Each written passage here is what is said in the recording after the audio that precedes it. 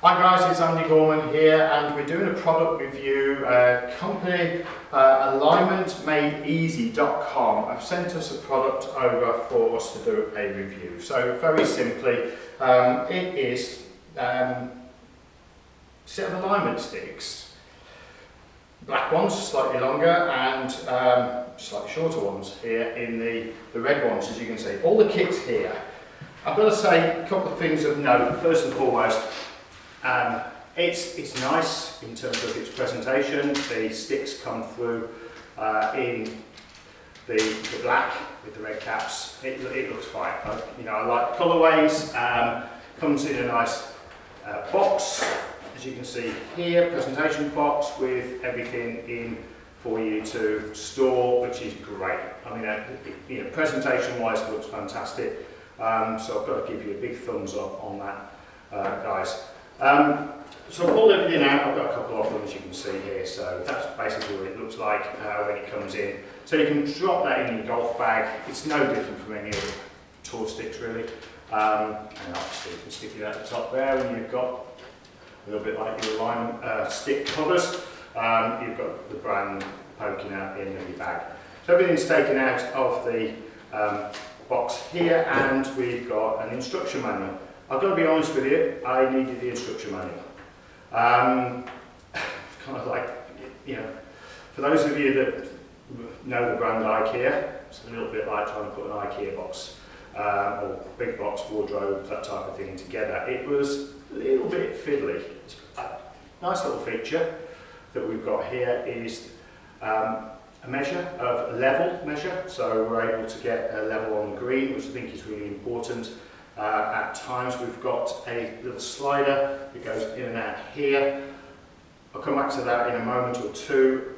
It allows us to slide in this way and also from the other side as well for setup for putting. Like I say, we'll come back to that in a moment or two. We've got some stabiliser feet here down on the ground. I've got it set in this direction. If I was hitting the shot at the minute, I'd be hitting the shot towards the camera. I'm going to show you how I would use it with a wedge first, and from that point of view, I do an awful lot of short game coaching, as you know, and understanding start line is oftentimes a challenge with a lot of players.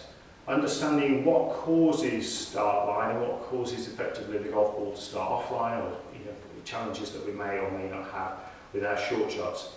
Invariably, I'm going to say this now, invariably, path is a big deal in short game.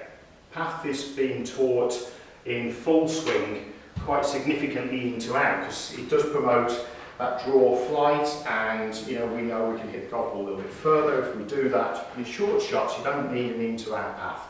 In fact, quite the opposite. You need the face open to the path of the club in order to control the spin. You get the golf ball sticking on the grooves, you control the spin, you lower the launch, even though the face is open, which in fact is increasing the loft. But you'll actually get the golf ball to control spin much more if you can open the face to the path of the club. Now, a lot of golfers struggle with that because they feel that they're going to shank it, because oftentimes they've seen the shank shot around the greens. Remember, when they finally get to me, it's pretty despairing. They've been struggling with the game, you may even be in this position yourself. So when you're struggling with the short game, ultimately the golf swing needs to go in that direction, somewhat, slightly, never that direction. So what I like about the alignment made easy is that I've got a very clear set of lines here which are telling me where not to go, in effect. I don't want the club ever getting out over these lines. And I really like that feature and characteristic, because I've put lines down, sticks down, and constantly telling folk, do not, we'll stick buckets down, we'll stick anything in this direction here to make sure you put your brand new golf bag down there to stop you from hitting it. We want the golf club. We've heard the term, maybe if you haven't, well, get used to it, a term called exit left, where you want the golf club moving this way, and the club never ever getting out in this direction. I see no reason why you would ever want to do that. One of the things that I like about, characteristically, I like about this is it's all about squares. So there's no reference to, a stick pointing in this direction to help you path it from in to out. Of course, you could do that. That's not for me, that's not how I want to see any shots, especially around the greens. Some slots in here, there's 5 slots across the base here, and what that allows me to do is to drop that marker in, and I can hit some shots over the top of that and figure out exactly where I am going in terms of the club face. Now, the idea of sort of cross here is to slide it in. Obviously I'm going to put it above the golf ball and to put it in this manner, and it helps me to see whether or not I've got an open or closed club face. Now if I've got a closed club face, the golf ball is guaranteed to go left. You can't go anywhere else. If I've got an open club face with a wedge, if I'm swinging towards the target, over the red stick, or towards the red stick here, and then exit left, if I do that, the golf ball, even with an open club face, won't go to the right. It's only going to the right if I swing to the right. So we don't want the golf club sort of exiting over the sticks at this point. So open club face, swinging a little bit to the left, and the golf ball's gone nice and straight. So for me, that's a big deal. Auto return for golf balls as well. That's why I have a camera. So that for me is something that's a great illustrator, and I really like about alignment made easy. So what the reference point up here is doing is allowing us to understand what the club face is doing. I can slide it a little bit further out if I want to, and I can actually see, looking down there, see whether the club face is open.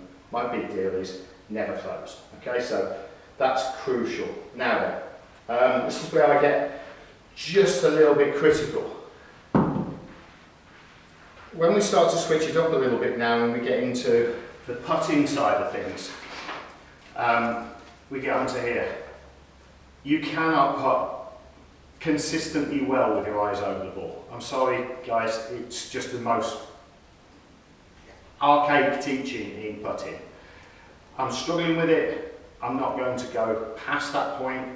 If you use this T-piece here to get your eyes directly over the ball, you're compromising your balance. If you're compromising your balance to get your eyes over the ball, I know you'll have seen it written in magazines, you'll have seen it on YouTube, you'll have seen it taught by teachers, right? Not necessarily putting coaches and experts and specialists, but ultimately if you try and get your eyes over the top of this cross so that you blank out all of the red, your balance will be compromised.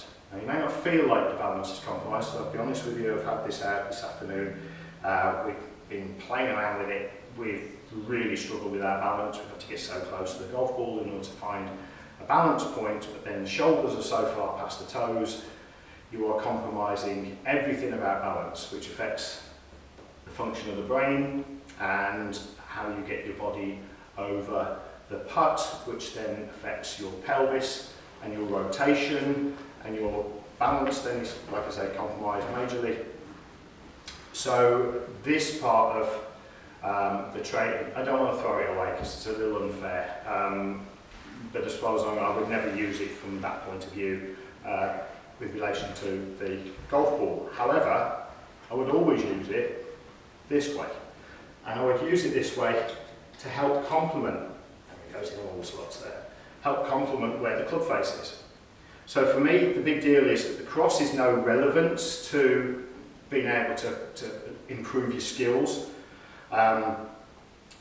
You can put a line down on the golf ball and you'll be able to see the line. So that's not going to be compromised if I've chosen that that's where I'm going in relation to the stick. When we're putting, we would flip it all around. I'm not going to move it from there, but I can now put the golf club down, the putter in this instance, and put the ball slightly in front of it, and I can see that my club face is nice and square to it. I don't have to shut one eye down, I can actually see it. And actually, with the alignment system of the Seymour putter, it gives me a double whammy. So, you know, I'm actually able to see where my shaft is in relation to the bar, the alignment stick. So from that point of view, I like it. This bit for me, though, is a no-go zone. We can't have our eyes over the ball. It's just something that's, you know, it's been proven now that the best players in the world can never put with their eyes over the ball. Slightly inside, you know, again, you're going to see, what I'd really like to do is to see it tilted. I know there'll be a cost implication to that, so you know, where it's at this point in time. I like the fact that we can then focus on getting that club face nice and square. Of course, if we start delivering the club with a slightly closed or open club face from this position, we can learn to calibrate or learn to improve our skills.